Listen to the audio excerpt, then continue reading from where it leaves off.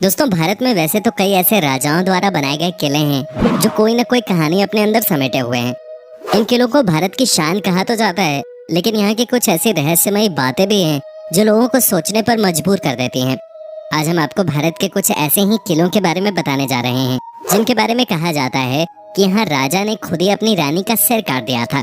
दोस्तों, इस किले के बारे में मैं आपको पूरी जानकारी दूंगा, लेकिन उससे पहले आपसे एक ही रिक्वेस्ट कि आज की वीडियो बहुत मजेदार होने वाली है। ऐसे में आप इस वीडियो को एकदम लास्ट तक जरूर देखिएगा। साथ ही दोस्तों, अगर आप हमारे चैनल पर नए हैं और चैनल को अभी तक सब्सक्राइब नहीं किया है तो ये काम भी फटाफट कर ही लीजिए। भारत में ऐसे बहुत सारे किले हैं जिनके बारे में अभी लोग नहीं जानते हैं।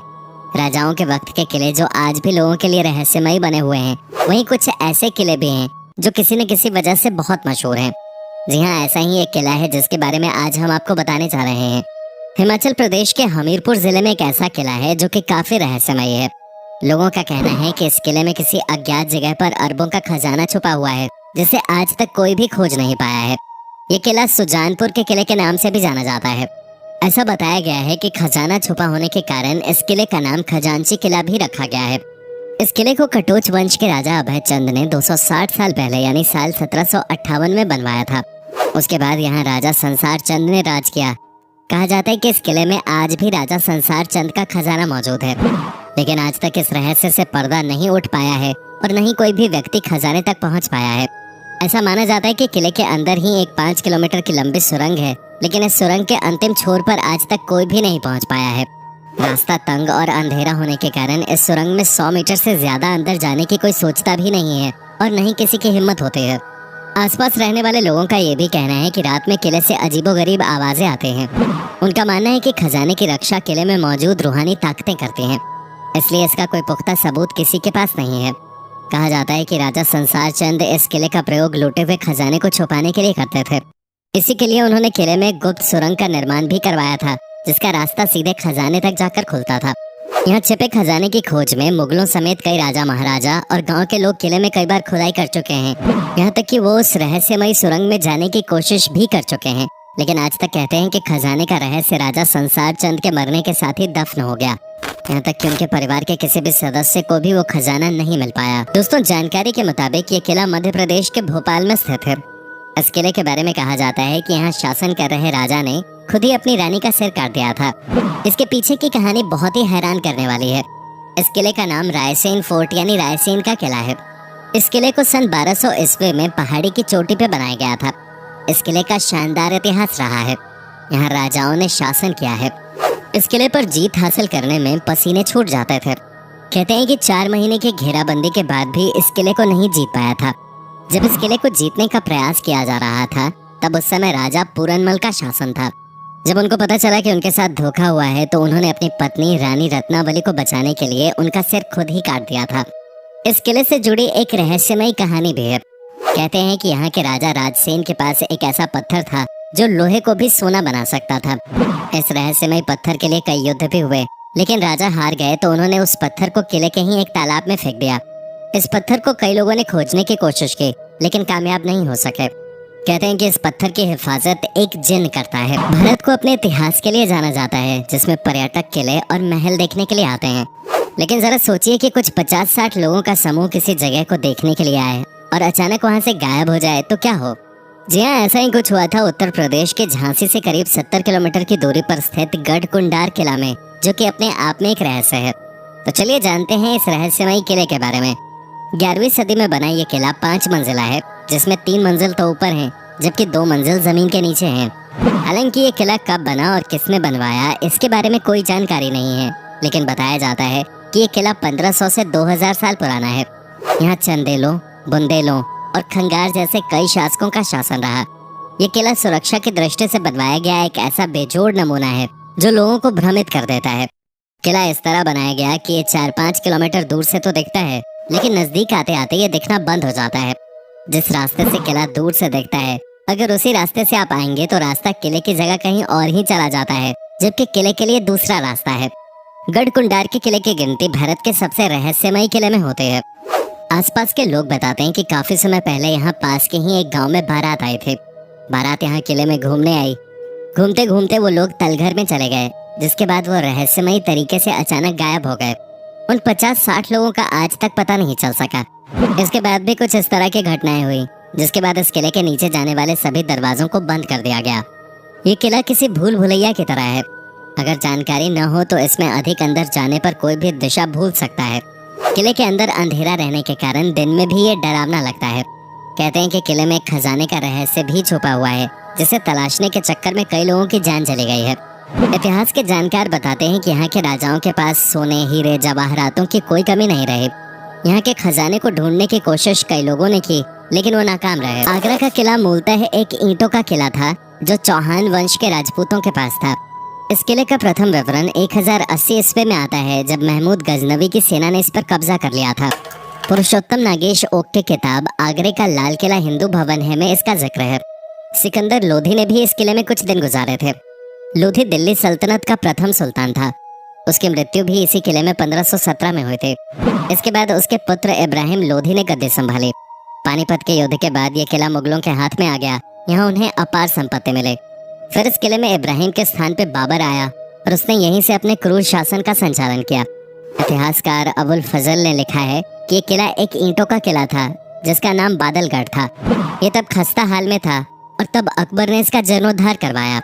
हिंदू शैली में बने किले में स्तंभों के बाद में तुर्क शैली में नक्काशी की गई। बाद में अकबर के पौत्र शाहजहां ने इसे अपने तरीके से रंग रूप दिया। उसने किले के निर्माण के समय राजपूताना समय की कई पुरानी इमारतों व भवनों को तुड़वा भी दिया। भारत में अभी भी कई ऐसे किले मौजूद हैं जो किसी न किसी कारण से प्रसिद्ध हैं। कुछ किले अपने रहस्य के लिए जाने जाते हैं तो कुछ अपनी सुंदरता के लिए जाने जाते हैं। लेकिन बहुत सारे ऐसे किले हैं जहां जाने से लोग डरते हैं, और बहुत से ऐसे भी हैं जो लोगों को अपनी ओर आकर्षित करते हैं। ऐसा ही एक किला बिहार के रोहतास जिले में भी है, जिसे शेरगढ़ का किला कहा जाता है। अफगान शासक शेरशाह सूरी के इस किले में भी सैकड़ों सुरंगें और तहखाने हैं, जिनके बारे में कहा जाता है कि इसके बारे में आज तक किसी को पता नहीं चला। इस किले की कई रहस्यमयी कहानियां हैं जिनके बारे में कोई नहीं जानता। कैमूर की पहाड़ियों पर स्थित इस किले की संरचना अन्य किलों से बिल्कुल अलग है। इसे इस तरह से बनाया गया है कि कोई भी इस किले को बाहर से नहीं देख सकता है। किला 3 तरफ से जंगलों से घिरा हुआ है, जबकि दुर्गावती नदी इसके एक तरफ बहती है।